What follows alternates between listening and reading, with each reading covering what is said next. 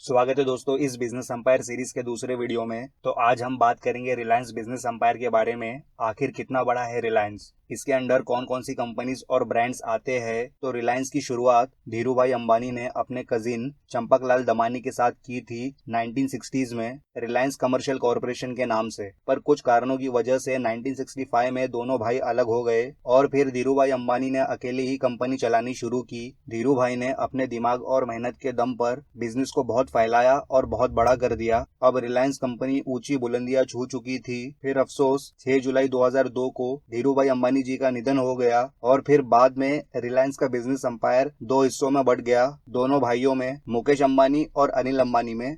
तो मुकेश अंबानी के अंडर जो बिजनेस ग्रुप है वो रिलायंस इंडस्ट्रीज लिमिटेड है और अनिल अंबानी के अंडर जो बिजनेस ग्रुप है वो रिलायंस अनिल धीरूभाई अंबानी ग्रुप है। तो इस वीडियो में हम सिर्फ मुकेश अंबानी जी के बिजनेस ग्रुप के बारे में ही बात करेंगे। रिलायंस इंडस्ट्रीज लिमिटेड इस बिजनेस एम्पायर के अंडर कितनी कंपनीज और ब्रांड्स आते हैं, मोस्टली सारी कंपनीज को कवर करने की कोशिश करेंगे, चाहे कोर कंपनी हो, सब्सिडरी कंपनी, एसोसिएट कंपनी या वो कंपनीज जिनमें रिलायंस इंडस्ट्रीज ने हैवी इन्वेस्टमेंट की हो। वीडियो आपको आसानी से समझ आ जाए इसलिए कंपनीज को डिफरेंट सेक्टर्स में डिवाइड किया गया है। तो चलिए शुरू करते हैं वीडियो को बिना वक्त गवाए। Number 14 media sector. तो इस सेक्टर में नेटवर्क 18 ग्रुप आता है और नेटवर्क 18 ग्रुप होल्ड करता है दो बड़ी कंपनीज को। Number 1 TV 18 broadcast. इस कंपनी के अंडर अलग अलग न्यूज चैनल्स आते हैं जैसे सीएनबीसी के सारे न्यूज चैनल्स, आईबीएन के न्यूज चैनल्स, ईटीवी के अलग अलग लैंग्वेजेस के चैनल्स और A+E नेटवर्क और टीवी 18 के जॉइंट वेंचर में हिस्ट्री टीवी भी चलता है। इसके अलावा टीवी 18 के अंडर एक कंपनी आती है वायाकॉम 18 जिसमें चैनल्स चलते हैं जैसे कलर्स टीवी, MTV, VH1, निक, कॉमेडी सेंट्रल, सोनिक। दूसरी कंपनी है वेब 18 सॉफ्टवेयर सर्विसेज। इस कंपनी के अंडर बहुत बड़ी बड़ी वेबसाइट्स चलती है जो लीडिंग इंफॉर्मेशन और ट्रांजैक्शनल सर्विसेज देती है जैसे moneycontrol.com, commoditiescontrol.com, firstpost.com, ibnlive.com, bookmyshow.com, yatra.com, homeshop18.com। Number 13 digital services sector. इस सेक्टर में टोटल 3 कंपनीज आती है। Number 3 Dan networks limited. ये एक केबल टेलीविजन डिस्ट्रीब्यूशन कंपनी है जो 2007 में शुरू हुई थी जिसका हेडक्वार्टर न्यू दिल्ली में है। अक्टूबर 2018 में रिलायंस इंडस्ट्रीज ने इस कंपनी के मेजॉरिटी स्टेक्स खरीद लिए 66% और फिर 2019 में 12.05% स्टेक्स। तो इस वक्त रिलायंस इंडस्ट्रीज डैन नेटवर्क्स के 78.62% स्टेक्स ओन करता है। Number 2 Hathway Cable and Datacom Limited. ये भी एक केबल टेलीविजन सर्विस कंपनी है जिसके प्रोडक्ट्स है cable television, broadband, internet, digital voice और होम नेटवर्किंग। हैथवे का नाम पहले BITV केबल नेटवर्क्स हुआ करता था जिसका हेडक्वार्टर मुंबई में है। अक्टूबर 2018 में डैन नेटवर्क्स के साथ साथ रिलायंस इंडस्ट्रीज ने हैथवे को भी खरीद लिया था। पहले रिलायंस ने हैथवे के 51.34% स्टेक्स बाय किए। अब इस वक्त हैथवे में रिलायंस के 94.1% स्टेक्स है। नंबर 1 जियो सावन। ये एक म्यूजिक स्ट्रीमिंग प्लेटफॉर्म है और डिजिटल डिस्ट्रीब्यूटर है बॉलीवुड, इंग्लिश, कन्नड़ा, तमिल अलग अलग लैंग्वेजेस के म्यूजिक के लिए। ये प्लेटफॉर्म 2007 में शुरू हुआ था जिसे BOD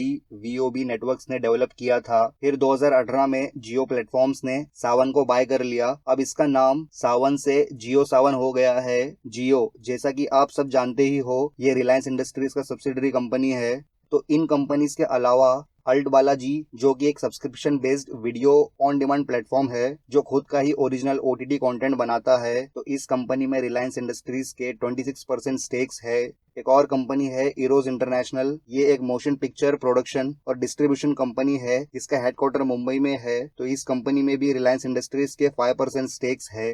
number 12 e commerce sector. इस सेक्टर में टोटल 7 कंपनीज है। Number 7 AJIO. ये एक ई कॉमर्स प्लेटफॉर्म है जिसे 2016 में शुरू किया गया था। एजियो फैशन और लाइफस्टाइल ब्रांड प्रोडक्ट सेल करता है मेंस, वुमेन्स एंड किड्स के लिए। Number 6 find. ये एक ई कॉमर्स प्लेटफॉर्म है जिसे 2012 में शुरू किया गया था जिसका हेडक्वार्टर मुंबई में है। शुरुआती वक्त में फाइंड पर सिर्फ ब्रांड स्टोर्स के लाइफस्टाइल प्रोडक्ट्स ही सेल किए जाते थे पर अब ये प्लेटफॉर्म टेक्नोलॉजी प्लेटफॉर्म बन गया है जिस पर मर्चेंट अपनी मल्टीपल सेल्स चैनल्स के सेल्स को मैनेज कर सकते हैं। 2019 में रिलायंस इंडस्ट्रीज ने फाइंड के 87.6% स्टेक्स बाय कर लिए थे। Number 5 grab. ये एक डिलीवरी सॉल्यूशन प्लेटफॉर्म है जिसे 2013 में शुरू किया गया था। ग्रैब लगभग हर पार्सल डिलीवर करता है, जैसे kirana store, pharmacies, banks, telecom product, online grocers, restaurant parcels वगैरह वगैरह। इस कंपनी की सर्विस काफी बड़े बड़े ब्रांड्स भी लेते हैं, जैसे Pizza Hut, Grofers, Big Basket, Swiggy, Food Panda, Myntra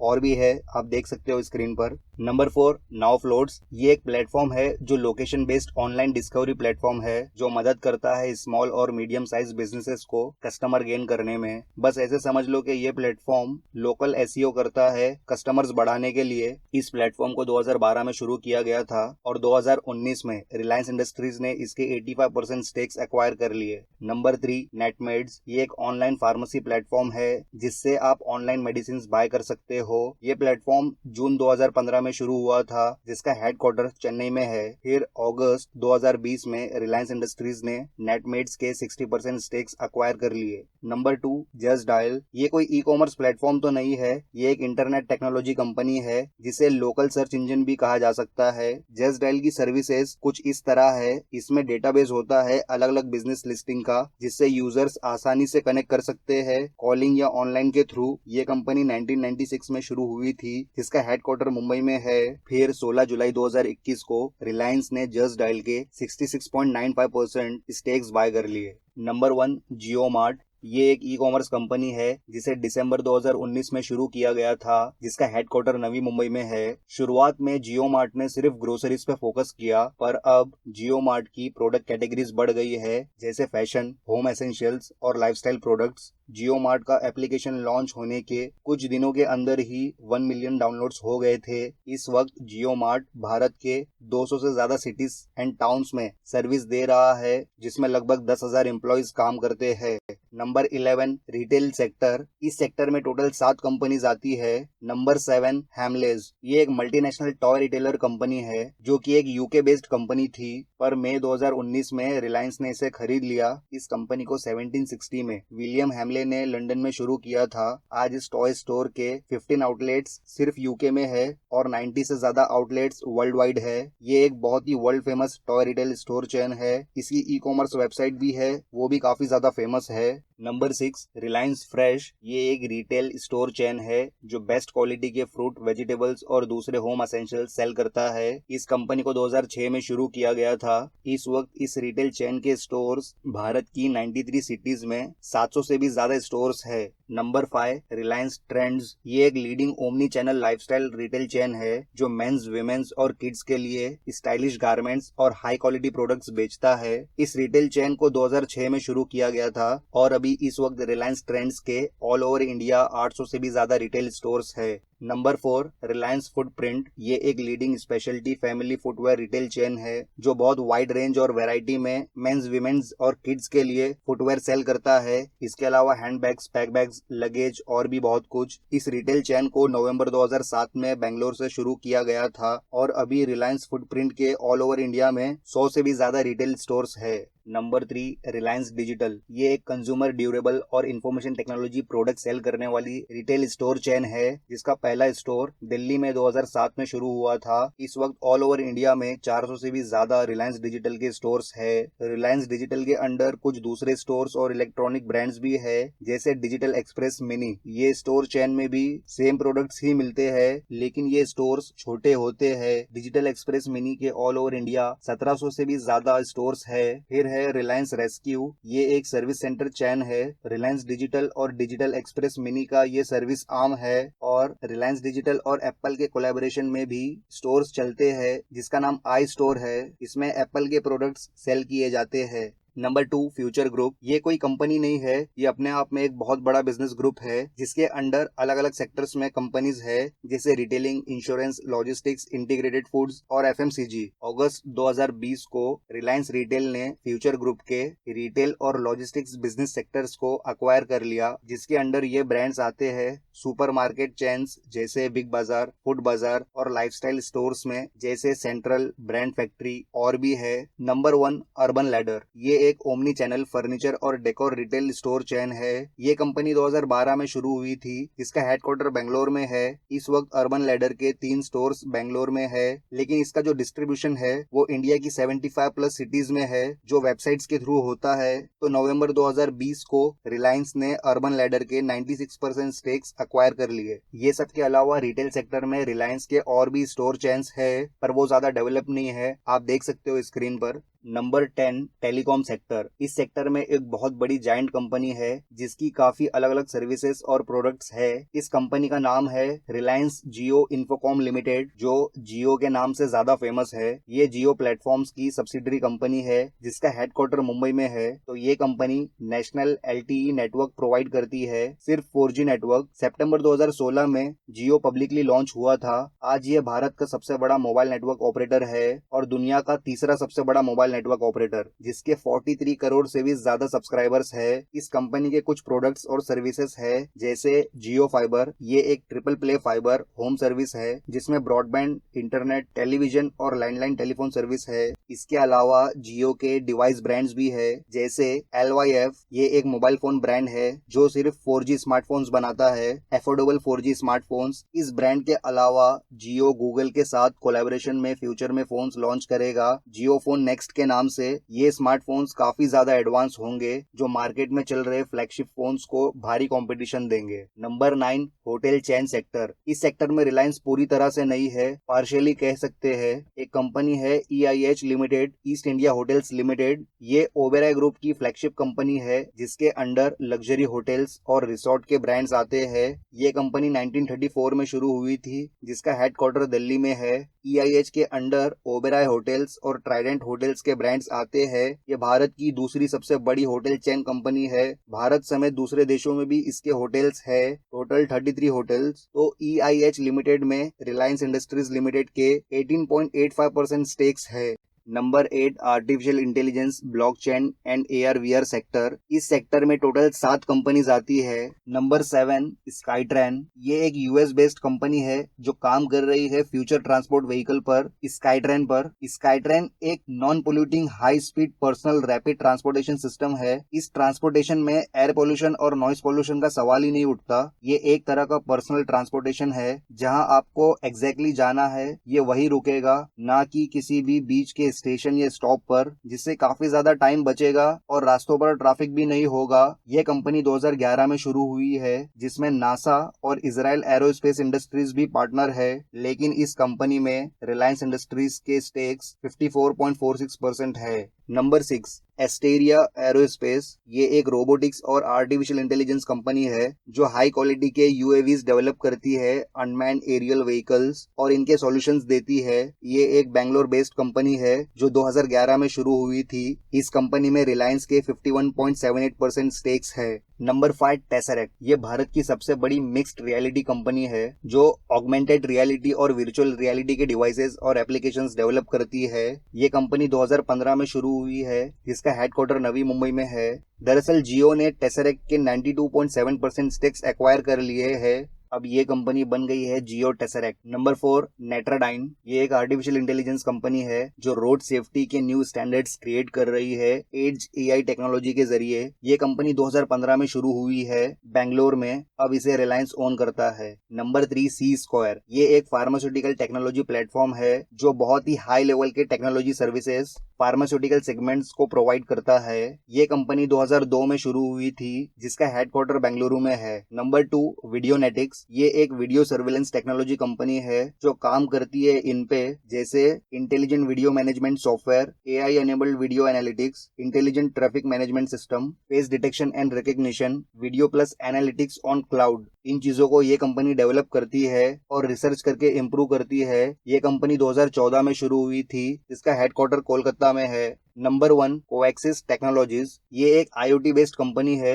ये दुनिया की पहली ऐसी कंपनी है जो कंसेप्चुअलाइज, डिजाइन और इम्प्लीमेंटेशन करती है IPF का intelligent plant framework manufacturing industries के लिए। इस इंटेलिजेंट प्लांट फ्रेमवर्क से मैन्युफैक्चरिंग इंडस्ट्रीज की एक्यूरेसी, एफिशिएंसी, प्रोडक्शन सब कुछ इंक्रीज हो जाता है। इस कंपनी की शुरुआत 2003 में हुई थी, जिसका हेडक्वार्टर पवई मुंबई में है। Number 7 SaaS software as a service, इस सेक्टर में टोटल 6 कंपनीज आती है। नंबर 6 केयर एक्सपर्ट, ये एक डिजिटल हेल्थ केयर प्लेटफॉर्म है हॉस्पिटल्स के लिए, जो हॉस्पिटल्स की फैसिलिटीज को इम्प्रूव करता है, जिसका हेडक्वार्टर गुरुग्राम हरियाणा में है। नंबर 5 संख्या सूत्रा लैब्स, ये एक सिमुलेशन सर्विस कंपनी है। संख्या सूत्रा एक संस्कृत वर्ड है जिसका मतलब होता है न्यूमेरिकल एल्गोरिदम्स। तो ये कंपनी कह सकते हैं रिवॉल्यूशन ला रही है सिमुलेशन और साइंटिफिक कंप्यूटिंग वर्ल्ड में। इस कंपनी की जो फ्लैगशिप सर्विस है वो है फ्लूइड डायनामिक सिमुलेशन। ये कंपनी सॉल्यूशंस देती है एरोस्पेस, ऑटोमोटिव, हेल्थ केयर और सेमीकंडक्टर मार्केट्स को। ये कंपनी 2015 में शुरू हुई थी, जिसका हेडक्वार्टर बेंगलुरु कर्नाटका में है। नंबर 4 इजीगो, ये एक सिटीजन कन्वीनियंस सर्विस प्लेटफॉर्म है जहां इंडियन सिटीजन्स को पता चलता है कि क्या क्या सर्विसेज और बेनिफिट्स है गवर्नमेंट की तरफ से उनके लिए, जैसे कौन कौन सी गवर्नमेंट स्कीम्स और सर्विसेज है और उनका एलिजिबिलिटी क्राइटेरिया क्या है और उन बेनिफिट्स के लिए क्या करना है। तो ये सारी चीजें इस प्लेटफॉर्म से पता चलती है। ये प्लेटफॉर्म जुलाई 2014 में शुरू हुआ था। वैसे तो ये प्लेटफॉर्म गवर्नमेंट ऑफ इंडिया के अंडर है, लेकिन 76% स्टेक्स इसमें रिलायंस के है। नंबर 3 हैप्टिक, ये एक artificial intelligence based conversational platform है जो कॉन्वर्सेशनल एआई सिस्टम की टेक्नोलॉजी को बिल्ड करता है और डेवलप करता है, जैसे customer care services, after sales services वगैरह। इन सर्विसेज में जो चैटबॉट्स या वॉइस बॉट्स होते हैं, इन्हें यही कंपनी आर्टिफिशियल इंटेलिजेंस की मदद से बनाती है। ये कंपनी दुनिया की सबसे बड़ी कॉन्वर्सेशनल एआई सर्विस कंपनी है। हैप्टिक कंपनी की सर्विसेज बहुत बड़े बड़े प्लेटफॉर्म्स और कंपनी लेते हैं, जैसे HDFC life, Ola cabs, Uber, Coca Cola, Zomato, Samsung, KFC, dream 11, club Mahindra, Edelweiss, future group और भी है। आप देख सकते हो स्क्रीन पर। यह कंपनी 2013 में शुरू हुई थी, जिसका हेडक्वार्टर मुंबई में है। अप्रैल 2019 में रिलायंस ने इस कंपनी के 87% स्टेक्स अक्वायर कर लिए। नंबर 2 रेडिसिस, ये एक टेलीकम्युनिकेशन टेक्नोलॉजी कंपनी है जो अलग अलग नेटवर्क सॉल्यूशंस देती है, जैसे private and CBRS networks, residential broadband, commercial broadband, open RAN और भी है। आप देख सकते हो स्क्रीन पर। ये एक US बेस्ड कंपनी है जो 1987 में शुरू हुई थी, जिसका हेडक्वार्टर हिल्सबोरो, ओरेगन, USA में है। जुलाई 2019 को रिलायंस ने इसे पूरी तरह बाय कर लिया है। नंबर 1 रेवेरी लैंग्वेज टेक्नोलॉजीज लिमिटेड, ये एक वर्नाकुलर चैटबॉट और स्पीच टेक्नोलॉजी पर काम करने वाली कंपनी है। ये कंपनी अलग अलग इंडस्ट्रीज में सर्विसेज देती है, जैसे education, media and entertainment, BFSI, e-commerce और इंडियन गवर्नमेंट को। ये कंपनी 2009 में शुरू हुई थी, जिसका 83.3% रिलायंस ने एक्वायर कर लिया है। नंबर 6 एडटेक सेक्टर, इस सेक्टर में 2 कंपनीज आती है। नंबर 2 एम्बाइब, ये एक artificial intelligence based educational platform है, जिसे शुरुआत में सिर्फ कॉम्पिटिटिव इंजीनियरिंग और मेडिकल एंट्रेंस की तैयारी करने के लिए बनाया गया था। एग्जाम्स जैसे JEE Main, JEE advance, NEET, entrance exam, BITS Pilani. इस वक्त इस प्लेटफॉर्म में काफी ज्यादा चीजें ऐड हो चुकी है। काफी अलग अलग एग्जाम्स की तैयारी कर सकते हो आप इसमें। एम्बाइब को 2012 में बेंगलुरु में शुरू किया गया था। 2020 में रिलायंस ने एम्बाइब के 72.69% स्टेक्स एक्वायर कर लिए हैं। नंबर 1 जियो यूनिवर्सिटी और जियो इंस्टीट्यूट, ये एक ऑफलाइन इंस्टीट्यूट और यूनिवर्सिटी होगी जो अभी बनी नहीं है। रिलायंस भारत में एक वर्ल्ड क्लास यूनिवर्सिटी बनाने वाला है। इसका कैंपस 800 एकड़ का होगा, जो करजत में बनाया जाएगा। ये जगह नवी मुंबई से नजदीक है। इस यूनिवर्सिटी में अलग अलग 50 डिसिप्लिन कोर्सेस होंगे, जैसे science, engineering, medical sciences, humanities, urban planning, sports, law, performing arts और भी कई सारे। इस यूनिवर्सिटी में टॉप ग्लोबल यूनिवर्सिटीज की फैकल्टीज को हायर किया जाएगा। हो सकता है आने वाले वक्त में ये भारत की सबसे बेस्ट यूनिवर्सिटी हो। नंबर 5 इंफ्रा सेक्टर, इस सेक्टर में डायरेक्टली और इनडायरेक्टली रिलायंस इंडस्ट्रीज लिमिटेड नहीं है। ना कोई इस सेक्टर में कंपनी है और ना ही इस सेक्टर की किसी कंपनी में रिलायंस ने इन्वेस्ट किया है, लेकिन इस सेक्टर में रिलायंस 2 बड़े प्रोजेक्ट्स पर काम कर रहा है। नंबर 2 मॉडल इकोनॉमिक टाउनशिप, ये रिलायंस वेंचर्स लिमिटेड की सब्सिडरी कंपनी है, जिसे 100% रिलायंस इंडस्ट्रीज लिमिटेड ओन करता है। ये कंपनी एंगेज है मॉडल इकोनॉमिक टाउनशिप के डेवलपमेंट में। ये प्रोजेक्ट हरियाणा के झाझर डिस्ट्रिक्ट में बनाया जा रहा है, 8,250 एकड़ की जमीन पर। दरअसल रिलायंस का प्लान है इस इंडस्ट्रियली बैकवर्ड डिस्ट्रिक्ट को नॉर्थ इंडिया का बिजनेस डेस्टिनेशन बनाना। एमिटी प्रोजेक्ट एक फुल्ली इंटीग्रेटेड इंडस्ट्रियल टाउनशिप होगा जिसमें इंडस्ट्री क्लस्टर्स होंगे अलग अलग सपोर्ट इंफ्रास्ट्रक्चर्स के साथ, जैसे logistics hub, rail and road connectivity और सोशल इंफ्रास्ट्रक्चर्स जैसे रेसिडेंशियल, कमर्शियल, रिक्रिएशनल और इंस्टीट्यूशनल। इस प्रोजेक्ट को गवर्नमेंट से अप्रूवल मिल चुका है। Number 1, mega city in Navi Mumbai. दरअसल ये मेगा सिटी बनाने का सपना रिलायंस ग्रुप के फाउंडर धीरूभाई अंबानी जी का था, जो उनके जीते जी नहीं हो पाया, लेकिन लगता है इस सपने को मुकेश अंबानी जी जल्दी पूरा कर देंगे। ये एक ऐसी हाईटेक मेगा सिटी होगी जो हर सुख सुविधाओं से लैस होगी। इस सिटी की फैसिलिटीज कुछ इस तरह से होगी कि आप किसी डेवलप कंट्री की सिटीज की फैसिलिटीज को इससे कंपेयर कर सकते हो। इस मेगा सिटी में सी लिंक कनेक्टिविटी होगी जिसमें पोर्ट और एयरपोर्ट दोनों होंगे। ये सिटी समझ लो कुछ सिंगापुर जैसा बनने वाला है, एक बिजनेस सिटी जैसे। इसलिए इस मेगा सिटी की प्लानिंग और डेवलपमेंट के लिए सिंगापुर की ही एक कंस्ट्रक्शन कंपनी को हायर किया गया है, जो दुनिया में one of the best planning and construction company है। इस मेगा सिटी को बनाने में लागत करीब $75 बिलियन की लगेगी और इसे बनने में 10 साल का वक्त लगेगा। दोस्तों, ये मेगा सिटी अपने आप में एक बहुत बड़ा टॉपिक है। अगर आप अलग से चाहते हो कि मैं इस पर वीडियो बनाऊं तो नीचे कमेंट करके जरूर बताएं। Number 4, oil and gas sector. इस सेक्टर में एक कंपनी है। दरअसल ये कंपनी नहीं, एक ऑनशोर टर्मिनल है जहां से ऑयल एंड गैस एक्सट्रैक्ट किया जाता है। इस साइट का नाम है KG-D6 ब्लॉक, जो आंध्र प्रदेश के गाड़ीमोगा डिस्ट्रिक्ट में है। इस साइट का नाम KG-D6 ब्लॉक इसलिए है क्योंकि KG का मतलब है कृष्णा गोदावरी। ये साइट कृष्णा रिवर और गोदावरी रिवर के बेसिन्स में है। D6 का मतलब है धीरूभाई 6। इसमें धीरूभाई का नाम इसलिए है क्योंकि 2003 में इस ऑयल एंड गैस रिजर्व को रिलायंस ने ही डिस्कवर किया था, जो इंडिया का सबसे बड़ा ऑयल एंड गैस रिजर्व है। तो ऑयल एंड गैस रिलायंस के कोर बिजनेस सेक्टर में से एक है।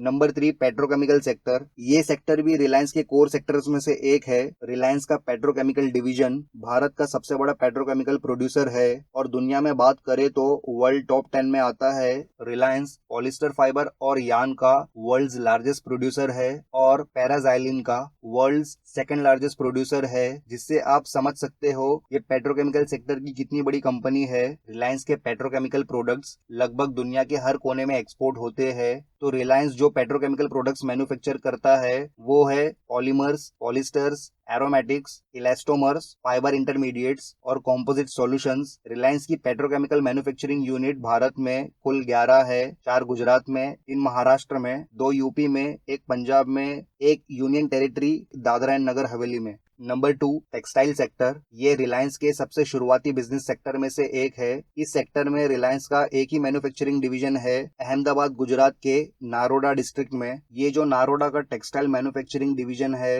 ये दुनिया के सबसे बड़े और मोस्ट मॉडर्न टेक्सटाइल कॉम्प्लेक्सेस में से एक है। रिलायंस के विमल ब्रांड ने फैब्रिक्स की दुनिया में जबरदस्त क्रांति लाई है। विमल रिलायंस का सबसे पहला फ्लैगशिप ब्रांड है और भारत के सबसे ट्रस्टेड ब्रांड्स में से एक है। इसके अलावा विमल स्टोर्स भारत की पहली एक बड़ी रिटेल चेन थी। इस वक्त रिलायंस टेक्सटाइल वर्ल्ड के प्रेस्टिजियस ब्रांड्स को प्रीमियम फिनिश फैब्रिक सप्लाई करता है और इनकी एक्सपोर्टिंग दुनिया की 58 कंट्रीज में होती है। Number 1, refining sector. ये सेक्टर रिलायंस के कोर बिजनेसेस में से एक है और सबसे इम्पोर्टेंट सेक्टर है। रिलायंस का जामनगर मैन्युफैक्चरिंग डिवीजन दुनिया का सबसे बड़ा रिफाइनिंग हब है। इस रिफाइनरी का इंफ्रास्ट्रक्चर बहुत एडवांस है और बहुत ही हाई टेक्नोलॉजी ऑटोमेशन इंस्टॉल है इस रिफाइनरी में। अगर कॉस्ट की बात की जाए तो दुनिया में जितनी भी रिफाइनरीज है उनके कंपेयर में पर बैरल का रिफाइनिंग कॉस्ट इस रिफाइनरी का सबसे कम है। ये रिफाइनरी किसी भी ग्रेड का गैसोलीन और डीजल प्रोड्यूस कर सकती है। तो रिलायंस के रिफाइनिंग डिवीजन की जामनगर में 2 रिफाइनरीज है। पहली जो सबसे मेन और इम्पोर्टेंट है, ये दुनिया की सबसे बड़ी रिफाइनरी है जिसकी refining capacity 1.24 million barrels per day है, मतलब 12,40,000 बैरल्स पर डे। और जो दूसरी रिफाइनरी है वो भी जामनगर गुजरात में है। प्रोडक्शन के हिसाब से ये रिफाइनरी वर्ल्ड 6 लार्जेस्ट है, दुनिया की 6वीं सबसे बड़ी रिफाइनरी, जिसकी refining capacity 5,80,000 barrels per day है। जामनगर की दोनों रिफाइनरीज में रिफाइन हुआ फ्यूल बहुत से देशों को एक्सपोर्ट किया जाता है। तो दोस्तों, आज की वीडियो में इतना ही। रिलायंस बिजनेस एम्पायर के बारे में आपकी क्या राय है नीचे कमेंट करके जरूर बताएं और ये वीडियो अच्छा लगा हो तो लाइक और शेयर जरूर करना और इस चैनल पर पहली बार आए हो तो इस तरह की वीडियो देखने के लिए सब्सक्राइब जरूर करें और बगल वाले बेल आइकन को दबाकर ऑल जरूर करना। तो मिलते हैं नेक्स्ट वीडियो में, तब तक ध्यान रखिए अपना। Good bye.